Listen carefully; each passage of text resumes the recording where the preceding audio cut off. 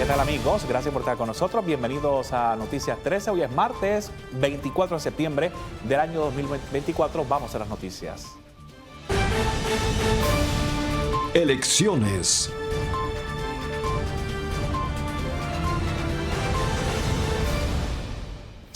El total de nuevos inscritos para los comicios generales del 5 de noviembre iba este martes por 71.890 y el de reactivaciones por 65.404, de acuerdo con números oficiales provistos por la Comisión Estatal de Elecciones. Las cifras, sin embargo, se mantienen por debajo de las registradas para las elecciones del 2020.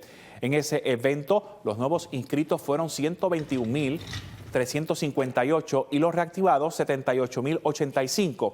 Esto según la Comisión Estatal de Elecciones. De acuerdo con las estadísticas de la Comisión, en las elecciones del 2000 hubo 295.931 nuevos inscritos y 216.806 reactivados. En el 2004 los nuevos inscritos totalizaban 251.000 y los reactivados 213.000, mientras en el 2008 los nuevos inscritos fueron 243.000 y 264.000 los reactivados. En las elecciones del 2012 los nuevos inscritos bajaron a 233.497 y los reactivados a 263.829.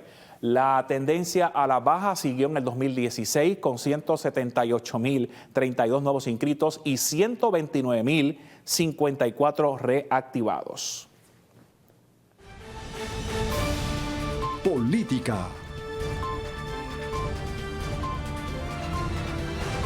3 de los 4 aspirantes a la gobernación acudieron al foro del Colegio de Médicos Cirujanos en el Centro de Convenciones, donde se presentaron sus propuestas y detallaron sus prioridades para atender los asuntos salubristas en la isla. De acuerdo con el candidato a la gobernación por el PPD, Jesús Manuel Ortiz, la prioridad bajo su gobierno será atender el éxodo de profesionales de la salud para asegurar una continuidad de servicios de cara al futuro. Bueno, yo creo que es un problema que tiene que ser atendido de distintos flancos. Por eso en mi plan de trabajo, mi plan de gobierno establece varias iniciativas. Primero, un fondo de retención que se utilice a través del fondo del Código de Incentivos que busque equiparar o subsanar la brecha salarial que existen profesionales aquí versus otras jurisdicciones. Segundo, la identificación de 100 estudiantes destacados al que asignaremos un presupuesto para que sus salarios puedan ser costeados de ahí, para que se queden en Puerto Rico, y la simplificación o la reestructuración de todos los procesos de licenciamiento que ellos y ellas pasan, que es una tortura para ellos. Nos parece que tienen que ser expeditos y el gobierno tiene que entender que esto es una prioridad. Todos los esfuerzos en el área de salud tienen que estar liderados por promover que tengamos profesionales aquí.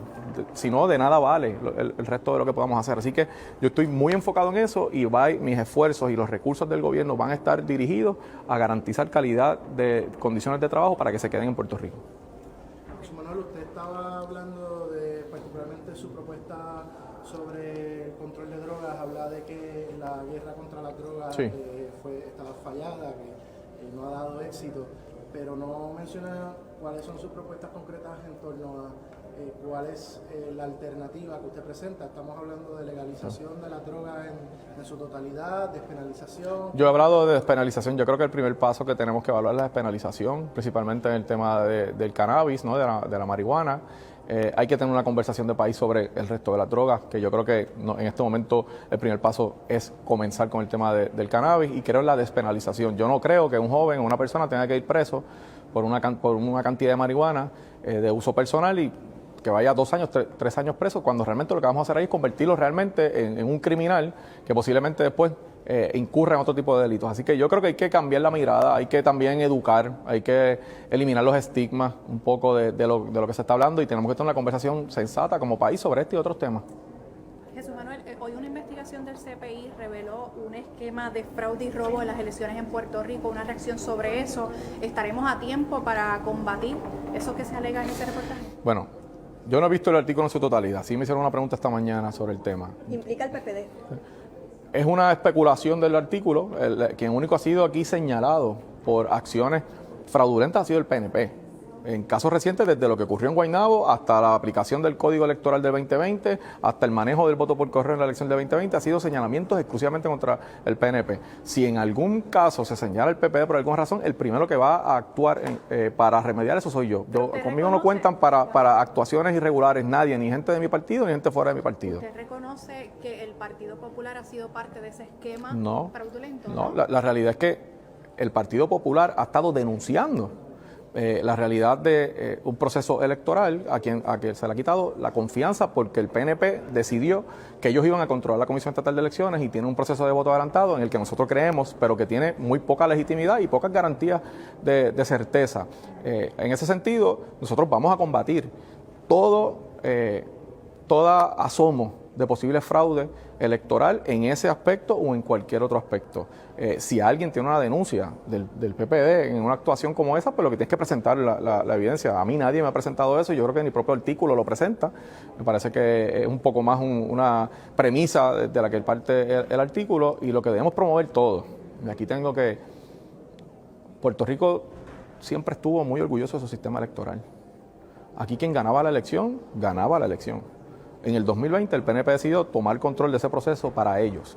Y de ahí en adelante lo que hemos visto es un caos en las primarias, en los procesos electorales y mucha preocupación rumbo a la elección. Y yo voy a hacer un llamado y lo voy a hacer como por quinta o sexta vez al gobierno, a la Junta y a la Comisión Estatal de Elecciones, que asignen los recursos que necesita la comisión. No nos podemos dar el lujo de que el 5 de noviembre haya cuestionamientos sobre la elección o que no sepamos por sabe Dios cuánto tiempo quién ganó la elección. Así que esa responsabilidad recae sobre ellos. ¿Te preocupa la depuración del registro electoral? Sí, que directamente. ya la presidenta alterna de la Comisión Estatal de Elecciones dijo que están atrasados para poder depurar esa lista. Ciertamente, hemos hecho denuncias sobre el registro. De hecho, en eso tengo que decirte que no es la primera vez que ocurre. Sí, denuncias de que hay personas fallecidas en ese registro ha ocurrido. Creo que es parte importante, pero tiene que ver con los procesos de la comisión que han estado atrasados desde el 2020 y que no se ponen al día y que nos mantienen en esa incertidumbre. Así que sí, hacemos el reclamo de que se atienda esa denuncia. Okay. Vemos que en este foro Jennifer González está ausente nuevamente. Jennifer González ha estado ausente de la mayoría de los foros porque ella piensa que ganó la elección y que no le tiene que dar cara al país. Yo creo que el país leyó a Jennifer González. El Puerto Rico no necesita un reality show de mentiras. Necesita un gobernador serio, una persona que tome con seriedad la candidatura y que respete al pueblo de Puerto Rico. El país no tiene que escoger, y en esto le hablo a los populares, a los estadistas, a los independentistas, a los no afiliados. Puerto Rico no tiene que escoger entre el UMA que representa a Jennifer González y entre la independencia que representa a Juan Dalmau. Hay una alternativa que encamina una agenda de unificación para atender los problemas principales del país. Y en esa alternativa caben todos, y especialmente mi mensaje a los miles de estadistas serios que están avergonzados por lo que pasó en esa asamblea, que no se sienten representados por el discurso, por las actitudes y por la manera en que Jennifer González ha tratado el país en su campaña, a que vean en el Partido Popular un vehículo para garantizar nuestra relación política con los Estados Unidos y para encaminar una agenda para atender sus problemas. De resultar electo el candidato a la gobernación por el Partido Independentista Puertorriqueño, Juan Dalmau, enfatizó que la prioridad bajo su administración será iniciar el proceso de transición para establecer un sistema de salud universal que priorice a los pacientes, impulsar una mayor regulación de las PBM y atender la salud escolar.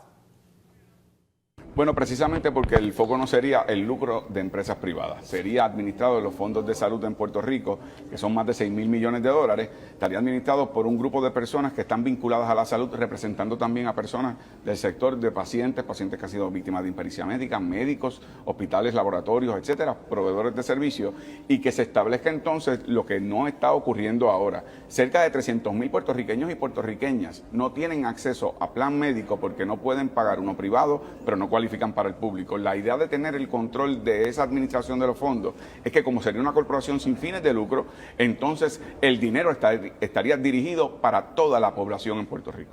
El plan de salud del gobierno actual tiene una mejor cubierta de cáncer que los planes médicos privados en Puerto Rico.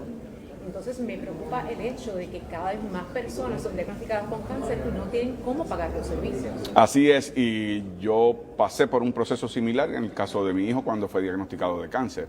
Y el costo de los medicamentos fue un costo exorbitante y no cualificamos para la cobertura ni de enfermedades catastróficas, etcétera.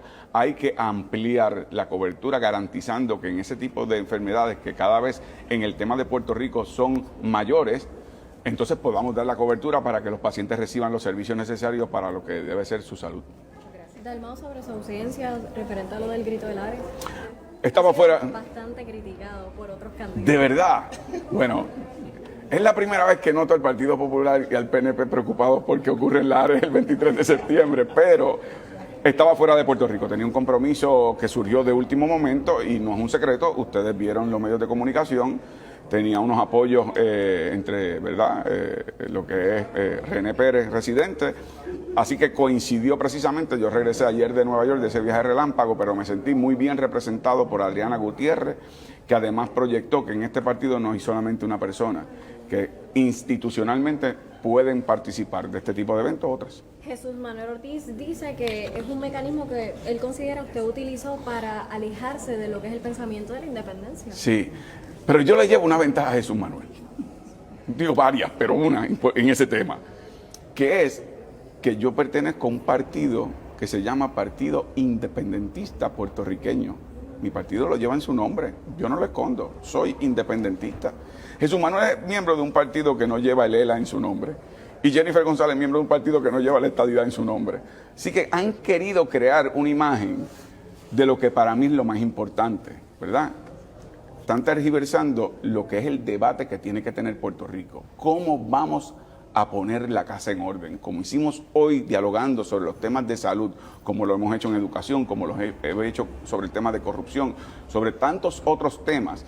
Ellos quieren reducir la discusión a que si es independentista o no es independentista, o si es la estadidad o si es comunista, porque no quieren hablar que son cómplices ambos del colapso que ha tenido Puerto Rico en su gobernanza en muchos de esos temas puntuales que estamos dialogando. Por eso, para mí, lo determinante es que podamos discutir los candidatos de frente sobre los temas que afectan al puertorriqueño y la puertorriqueña de a pie.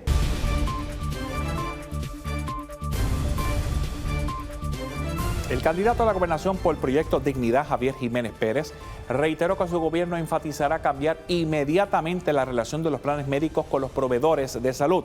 Jiménez añadió que se enfocará en hacer un inventario de médicos que estén en la diáspora para tenerlos accesibles para ofrecer servicios en la isla mediante telemedicina, al igual que establecer un currículo en el Departamento de Educación para fortalecer hábitos alimenticios, físicos y de salud mental. Es un mensaje totalmente distorsionado del respeto que debe guardarse cuando hay actividades promovidas por diferentes partidos políticos y por líderes que, como tú puedes ver, han expresado recientemente que protegen todo lo que es familia, el buen vivir, y cada cosa tiene su lugar. Pero en un sitio como este, donde tú convocas a todo un pueblo, que vienen niños, que vienen familias, etcétera, yo creo que fue totalmente impropio y representa la falta de respeto de la comisionada, no solamente a los que estuvieron allí, sino a todo el pueblo de Puerto Rico. Entonces, para colmo, termina diciendo algo así, que Dios iba a dirigir su gobierno. Miren la diferencia de mensajes desde que empiezan hasta que terminan. Se parece mucho a la diferencia que puede existir cuando tú te cambias de disfraz. Así que muy lamentable. Yo tengo temas, pero de salud. ¿De salud? ¿Cómo no? Específicamente, háblame de su plan de... Yo sé que hizo una exposición bastante amplia ahora, pero quizás más resumida de cuál es su prioridad en términos de la salud del pueblo de Puerto Rico. Bueno,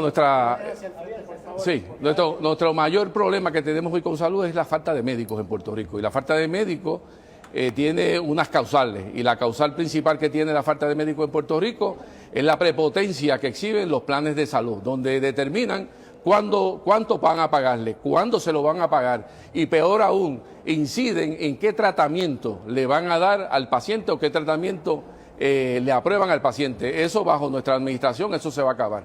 Tiene que haber un respeto, tiene que haber una distinción cuando un médico determina qué tratamiento le va a dar o qué medicamento le va a dar a un paciente de la salud, y no puede ser un plan médico que por sí unilateralmente te dicte todas estas pautas. Todo esto ha ocasionado que el ambiente para ejercer la medicina en Puerto Rico esté sumamente complicado, y eso añadido a las tarifas que son bajas que pagan estos planes de salud. Así que ese es uno de los problemas que tenemos. El otro problema que nosotros tenemos que enfrentar es sobre nuestras escuelas de medicina. Cómo el gobierno se inserta más en equipar, actualizar esas escuelas de medicina, y también nosotros ofrecerle a esos estudiantes que van a hacer una especialización el pago de la totalidad de su profesión, con el compromiso que se queden 5 años en Puerto Rico. Si nosotros no tenemos médicos en Puerto Rico, si siguen escaseándose y médicos especialistas, pues definitivamente más personas van a seguir emigrando de Puerto Rico, y adicionalmente la salud física de nuestra población se va a seguir deteriorando. Así que son elementos fundamentales, incluyendo también que vamos a establecer en el sistema de educación un currículo de educación de salud. ¿Para qué? Para fortalecer a los niños en el conocimiento de diferentes enfermedades físicas, mentales, que puedan ellos crear nuevos hábitos de salud, ejercitarse y cuando sean hombres y mujeres ya grandes, puedan ser personas que tengan una salud más robusta, una salud más equilibrada. Jiménez, dentro de su propuesta, quisiéramos saber en el aspecto de qué posición, si alguna o prioridad tienen las personas, por ejemplo, de clase media trabajadora, que no cuentan con un plan médico. Vimos que el contrincante suyo de papeleta, Juan Dalmau, busca crear un sistema de salud universal. Y en el caso del Proyecto Dignidad, usted como candidato, ¿qué promueve? Mira, el sistema de salud universal, vamos a tener que subir las contribuciones a todo el mundo, porque eso, cuando tú lo vayas a implementar, te puede costar una cantidad que nosotros no podemos enfrentar. Y muchas veces cuando nosotros hacemos propuestas tenemos que tener en consideración cuál es el presupuesto que tiene Puerto Rico para atender la totalidad de lo que tiene que ver con la salud. Nosotros tenemos alrededor del 94% de nuestra población con algún tipo de cobertura. Hay alrededor del 6% que no tiene cobertura, que es alrededor de 190,000 personas. Nosotros estamos visualizando los centros 330. Los centros 330 son organizaciones comunitarias que reciben fondos federales y fondos estatales y cuya misión es atender a personas que no tengan cobertura de salud y personas de escasos recursos. Ya nosotros hemos conversado con diferentes directores de los centros 330 para nosotros insertar esa población en esa cobertura. Con esa población, que son alrededor de 190,000 habitantes que tenemos sin esa cobertura, pues nosotros podríamos tener toda la población con una cobertura, ya sea de Medicaid, que es la tarjeta de salud, o ya sea de planes privados, o ya sea a través de canalizar con estas entidades que su propósito es dar servicio a la comunidad y atender a personas que no tienen planes médicos. Jiménez, mis preguntas van dirigidas a la información que publicó el CPI con relación al fraude o el esquema de fraude y robo de las elecciones de Puerto Rico, un esquema que involucra no solamente al Partido Nuevo Progresista, sino también al PPD. Usted anteriormente formó parte del PNP. ¿Usted reconoce lo que se... Mira, en el 2020 se implementó el voto por correo, creo que fue en el 2020, y se utilizó el voto por correo porque estábamos en una pandemia y tenía lógica el que las personas por su miedo a que se pudieran contagiar, no iban a salir a votar. Pero hoy día ese voto se está implementando, como ya estaba aprobado, se está utilizando y se está enfatizando por los dos partidos de mayoría, mayormente, tanto el PNP como el Partido Popular. Cuando tú ves las debilidades en controles internos de ese voto es muy susceptible a fraude. Y lo hemos señalado anteriormente y lo seguimos señalando. El Partido Popular Democrático presentó su plan anticorrupción rumbo a las elecciones del 5 de noviembre. Veamos el informe. El candidato a la gobernación por el Partido Popular Democrático, Jesús Manuel Ortiz, junto al candidato a la reelección en la Cámara de Representantes, Héctor Ferrer, presentaron su plan anticorrupción, el que se aplicará si el Partido Popular Democrático retoma el control de la fortaleza y gana ambos cuerpos legislativos. Presentamos nuestro plan de cero tolerancia a la corrupción. Con este plan queremos combatir la corrupción mediante un sistema unificado y eficiente que ejecute una fiscalización y un encauzamiento efectivo, dejando atrás el sistema ineficiente que promueve la impunidad debido a la dilación de investigaciones, la burocracia excesiva y la duplicidad de esfuerzos en unas áreas y la carencia de esos mismos esfuerzos en otras áreas. Reestructurar nuestro sistema para encauzar la corrupción sin importar de dónde venga y sin descansar en la intervención de las autoridades federales es una prioridad impostergable. Más del 80% de los casos de corrupción en Puerto Rico han sido radicados por las autoridades federales y de los que radica el FEI, ninguno se ha resuelto o ha culminado en una convicción. El país tiene que volver a creer en sus instituciones y eso es precisamente lo que queremos lograr con este plan que está contenido dentro de nuestro plan de gobierno Fuerza de Futuro, que fue aprobado la pasada semana en Mayagüez y que es el programa de gobierno que presentaremos al país de cara a las elecciones. Según el representante del Partido Popular Democrático, Héctor Ferrer, los actos de corrupción le cuestan al país millones de dólares. Para que ustedes tengan en contexto de cuánto dinero estamos perdiendo por actos de corrupción, la Contraloría de Puerto Rico estima que 10% del presupuesto del país se pierde por actos de corrupción. Esos son más de $1.000 millones que estamos perdiendo anualmente, cifras que si ustedes lo piensan bien pueden ser destinadas a educación, salud, incluso para cubrir una reforma contributiva. Si logramos ser efectivos contra la corrupción, tenemos ahorros que podemos destinar a otras áreas. Actualmente, como ustedes bien conocen, el sistema anticorrupción, como me gusta llamarle, está compuesto por 4 agencias. La Oficina de Inspector General, la Oficina de Ética Gubernamental, la Oficina del Panel Fiscal Especial Independiente y dentro del Departamento de Justicia está la División de Integridad Pública y Asuntos del Contralor. El actual representante de la PAVA, Jesús Manuel Ortiz, insistió que en su administración no se le dará espacio a actos de corrupción, vengan de donde venga. No va a haber espacio para aquellos que vean el servicio público una oportunidad de aprovecharse. Cada centavo que se pierde en actos de corrupción es un centavo menos que llega para servicios de salud, de seguridad, de educación y de distintas índoles dentro del gobierno de Puerto Rico para el servicio que hay que darle a la gente. Esa lucha incansable contra la corrupción incluye a aquellos de mi propio partido. La corrupción, venga de donde venga, no tiene espacio en mi administración y en la administración del Partido Popular. Yo quiero que eso le quede claro a cada uno de los funcionarios electos y no electos que serán parte de mi administración. No hay espacio para actuaciones como esa. Aquí hay que responderle a un país que está cansado de personas que llegan al servicio público a aprovecharse. Finalmente, el representante Ferrer pidió al país evite el banquete total, ese que obtuvo el PNP en un momento dado cuando ganaron la fortaleza, la legislatura, la mayoría de las alcaldías y llenaron las vacantes de las procuradurías y hasta de la oficina del Contralor. El país tiene que decidir si quiere que Jennifer González, Tomás Rivera Chats, Johnny Méndez nombre las vacantes que tiene la Oficina del Panel Fiscal Especial Independiente o quiere una propuesta como la del Partido Popular Democrático que va a luchar contra la corrupción. Eso es un fracaso. Según el presidente del PPD, su propuesta dejará atrás el sistema ineficiente que promueve la impunidad debido a la dilación en investigaciones, la burocracia excesiva y la duplicidad de esfuerzos. Desde Puerta de Tierra, Kevin Cruz, José Ángel Cordero, Noticias 13. Gobierno.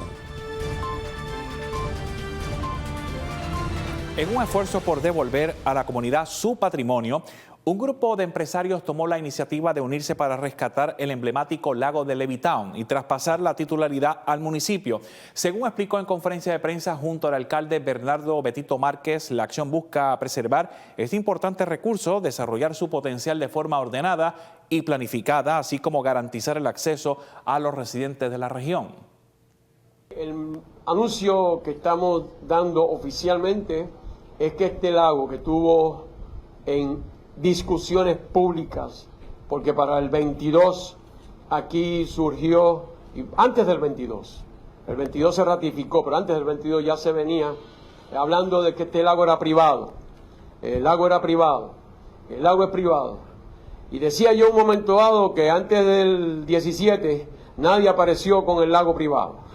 ¿Okay? Después del huracán empezamos la limpieza, ¿verdad? Por el reclamo que se nos hacía necesario para algo tan hermoso y que ya sabíamos que estaba aquí pero no se veía. María, dentro de lo negativo, provocó cosas positivas y esta es una de esas cosas positivas. Abrimos los canales, limpiamos el lago y apareció el dueño. Melvin, apareció el dueño. ¿Ok? Y decíamos en aquel momento, este lago es del pueblo de Toa Baja, este es el lago de Levittown. Y tienen que demostrar la facultad de cómo es que se convirtió en privado. Entramos en unos procesos y claro, el mejor es este desenlace. Este grupo de empresarios de Levittown se dieron a la tarea, dentro del contexto de la encrucijada de que si esto es privado y pues apareció un privado y tienen a Betito alcalde y tenían a la representante Débora Soto y tenían al otro representante José Betito y tenían a Juan Camacho con el grupo diciendo esto es patrimonio de Toa Baja y lo vamos a defender hasta las últimas consecuencias. Así que eso caló en la mente de los compañeras y compañeros y lograron hacer un contacto con el, ¿verdad?, el que entiende que era privado, y lograron convencerlo de que hicieran una transferencia al municipio. Y la transferencia tenía unos costos. Y ellos dijeron, pues si tiene unos costos, nosotros vamos a asumir el costo, pero eso tiene que llegar al municipio. Así que estos jóvenes y jovencitas que están aquí presentes, que ustedes lo están viendo en las redes, y aquí está la prensa, se dieron la tarea de decir de lo que por gracia recibimos, por gracia damos.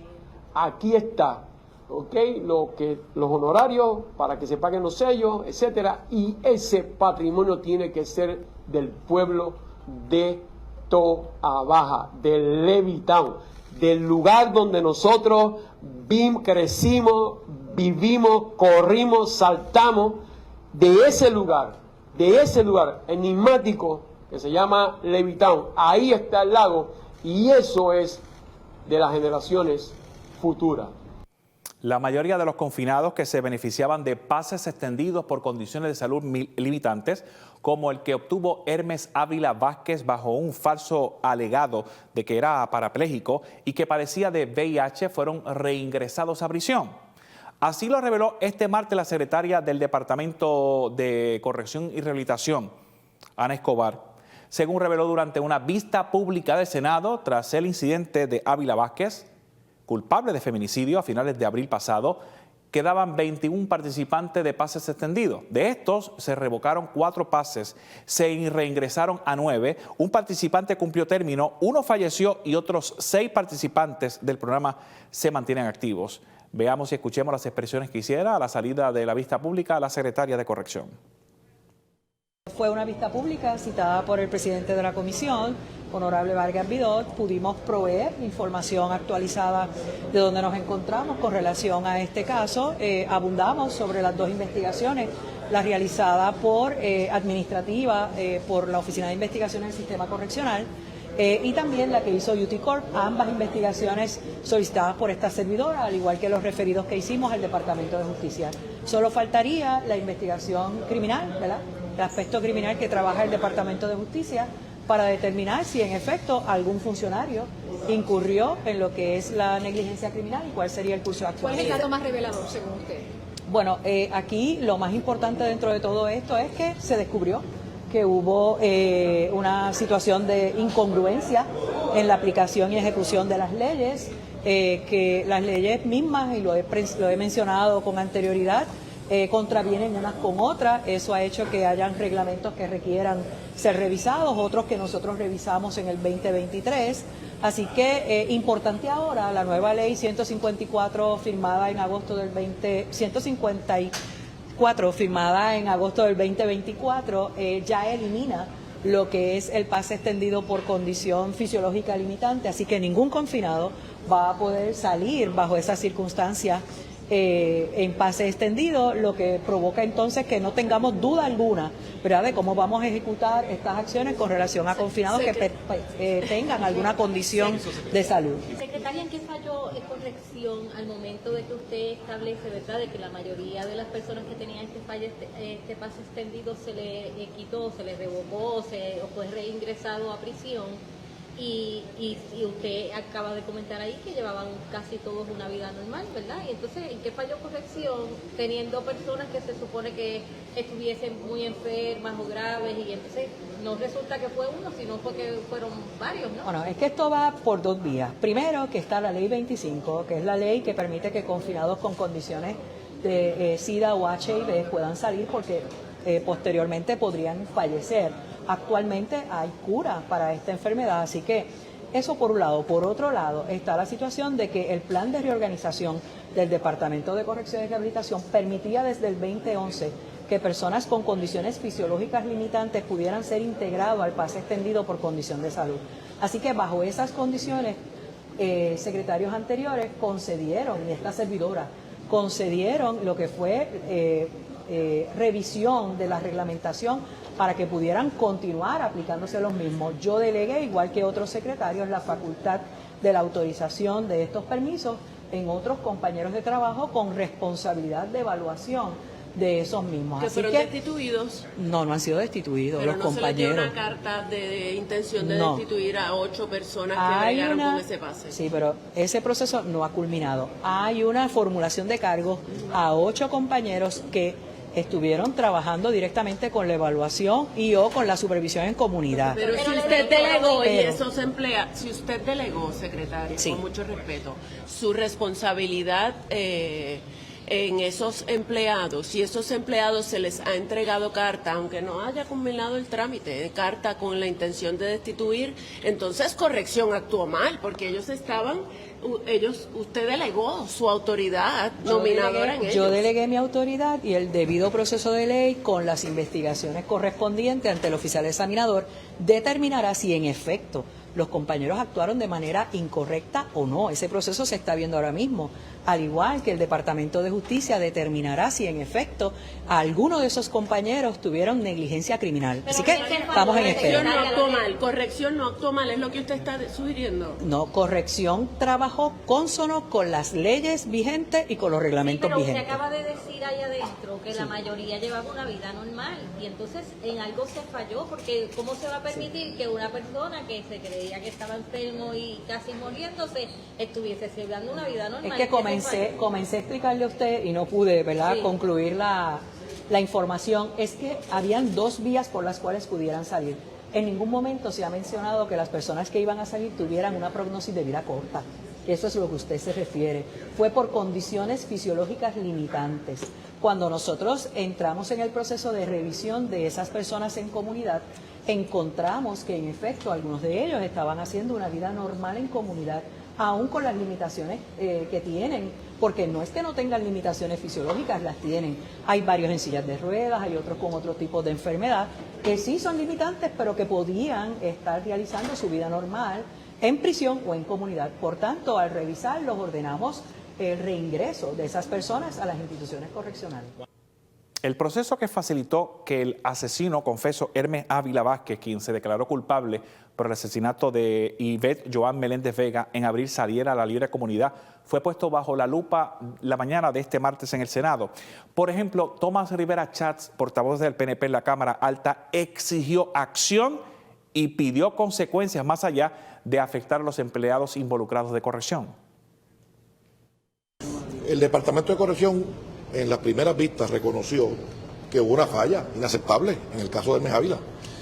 Detuvo todos los pases, tomó acciones correctivas contra los empleados, ya están avanzando todas esas acciones correctivas, contrató una firma que revisara, encomendó una investigación administrativa a la Oficina de Asuntos Internos, así que se tomaron todas las medidas cautelares. Lo que ocurre es que vemos aquí entonces que se trata de ubicar en un periodo en específico, ¿verdad?, el tema de quién fue el que liberó a este asesino. Y sin exonerar a nadie, ¿verdad?, de responsabilidad. Aquí el Fondo del Seguro del Estado le dio una incapacidad y ese señor está recibiendo una paga mensual por esa incapacidad. Eso es un dato irrefutable. Y entonces aquí han desfilado testimonios, personas del gobierno y todavía no se ha actuado para cancelarle ese pago, cuando ya es evidente que no tiene la condición que alegó tener para lograr el pase. Pues ciertamente aquí tiene que hablarse con el dato específico y no tratar de dirigir todo a una empresa que probablemente falló en algunas cosas, ¿verdad? No estamos exonerándolo, pero esa falla es mucho más amplia. Felipe, ninguno de los médicos, de los decenas de médicos que atendieron a este señor, revocó a ningún colega en cuanto a condición, ninguno. Entonces vamos a enfocar solamente en 3, en 5, en algunos de los que lo vieron y en otros no. Me parece que no es justo. ¿Qué acción hay que tomar contra el Fondo del Seguro del Estado? Porque todavía no ha tomado acción. La misma rigurosidad de la investigación a lo interno del Departamento de Corrección debe hacerse a lo interno del fondo. O sea, ¿cómo es posible que esa gente lo incapacitó por un accidente que tuvo en el 2011, lo incapacitó, le están pagando una pensión por incapacidad y entonces se van a enfocar solamente en corrección. ¿Y dónde está la investigación de lo que ocurrió en el fondo en el 2015? ¿Dónde está esa investigación? ¿Por qué no se abunda en cuanto a ese aspecto de toda esta relación de hechos que ha trascendido durante las vistas públicas? Esa es la pregunta. Da la impresión de que es que quieren solamente ir contra la corporación esta que está ahora mismo en corrección. Mire, ¿a quién usted cree que falló de su presencia aquí en esta Bueno, no es a quien yo crea, pero te voy a decir, no es quien yo crea, es que ellos admitieron, en corrección admitieron que fallaron. O sea, no tenemos que, ¿verdad?, especularlo, ellos lo admitieron y admitieron que hubo una falla y como parte del proceso legislativo, una de las cosas que yo creo que debemos hacer es sacar de corrección la parte final de decidir quién sale y quién no sale. Si ellos hacen la evaluación completa, toda la documentación que se hace a través de todas las dependencias que interaccionan, o todas las agencias, o todas las divisiones que interaccionan dentro del propio departamento, formidable. Pero la palabra final de si sale o no la persona, el convicto, el confinado, no debe estar dentro de corrección. Puede estar en alguna figura dentro de la Junta de Libertad o Palabra, por ejemplo, o en algún ente externo a corrección, porque estaría el secretario o secretaria de corrección validando su subalterno. Y para eso hay que legislar. Y para eso habría que legislar sin lugar a dudas. Pero entonces sería su prioridad entrando eso es un tema que tenemos que mirar con detenimiento, ¿verdad? Y tenemos que examinar. Yo creo que debe estar fuera de corrección la terminación final. ¿Pero y quién le va a meter en mano entonces el Fondo del Seguro del Estado? Porque es la denuncia que usted ha hecho y aquí ni los han citado, ¿no? Bueno, ellos son la mayoría, ellos tienen la comisión, han citado que citen. ¿Por qué solamente es contra esta gente que está ahora en corrección? ¿Por qué no van al fondo? ¿Por qué no preguntan cómo es que el fondo examina y llega a la terminación de incapacitarlo? ¿Usted podía hacer ese requerimiento como parte de la Sí, comisión? yo lo pedí, ahí está. ¿Pero que administra su gobierno el Fondo del Seguro del No, Estado? el 2015 no era nuestro gobierno. Así que de nuevo, y nosotros no somos mayoría, ellos lo pudieron haber hecho, y yo hice las preguntas que tenía que hacer, así que ¿por qué no lo hicieron? ¿Por qué no lo hicieron? Es la pregunta. Agenda. Gracias por continuar con nosotros en Noticia en 13. La encuesta de expectativas de empleo de Manpower Group mostró un repunte en las intenciones de contratación de los empleadores en Puerto Rico. Habrá una zona con mayor actividad y un sector que también lo hará en los próximos meses. Veamos el informe. Para el último trimestre del año habrá un repunte en las intenciones de contratación de los empleadores en Puerto Rico al registrar un aumento de 5% con respecto al periodo anterior. No obstante, continúa por debajo del promedio internacional. Así se explicó en una conferencia de prensa en la que se informó sobre la encuesta de Manpower Group que refleja este aumento en la intención de contratación en Puerto Rico. Por ejemplo, la zona este es la que mejor porcentaje sacó en la misma. Cuando miramos nuestro divino mapa de Puerto Rico y evaluamos esas preguntas que le hacemos a los patronos, ¿en dónde están los empleos en este trimestre? Pues, y aquí sí tuve que hacer un muy buen research para sentirme más cómoda, el área este es el territorio que muestra una mayor intención y sí hace sentido y le explico por qué. Nuestros amigos de estudios técnicos me ayudaron en este análisis un poco y nace de todo lo que tiene que ver con el área de hospitalidad y turismo que está creciendo este próximo trimestre en Puerto Rico y por supuesto que sí hace sentido porque lo que tiene que ver con bienes y servicios que agrupa a la industria hotelera es el número 1 de intención este trimestre. Y sí se mueve al área este que gran necesidad tenía de atraer empleos nuevos. El sector de turismo y hospitalidad sigue siendo una de las industrias que podría generar más empleo en los próximos meses. Ahora miramos ese resultado basado en el tamaño de las organizaciones y vemos que la intención mayor para este próximo trimestre con un 34% están entre las empresas de 50 a 249 empleados, usualmente e incluso desde el 2022 cuando comenzamos, sí se mantiene entre los primeros tres, las empresas entre 50 y 249, bien apegado a lo que tiene que ver con la industria de servicio. A eso le siguen las empresas con menos de 10 empleados, pequeños negocios en momentos de alta demanda de servicio, seguido por empresas entre 10 y 49 con un 24%, las empresas grandes 5.000 empleados o más con un 24%. Esos son principalmente dónde está el movimiento de esa intención de contratación para los últimos 3 trimestres, el último trimestre, 3 meses del año. Esta encuesta evaluó al mismo tiempo la nueva fuerza laboral que se inserta en Puerto Rico, ya que muchos de los jóvenes que entran a trabajar vieron a sus padres en los últimos años trabajar desde casa. Todos los incentivos de dinero federales que vinieron para que crees tu propio negocio, y a la vez surgieron estas nuevas generaciones que están entrando en el área de trabajo, que vivieron pandemia, que vieron a sus papás en sus casas, que dijeron, espérate, ahora no es que yo puedo hacer por el patrón, es que el patrono puede hacer por mí.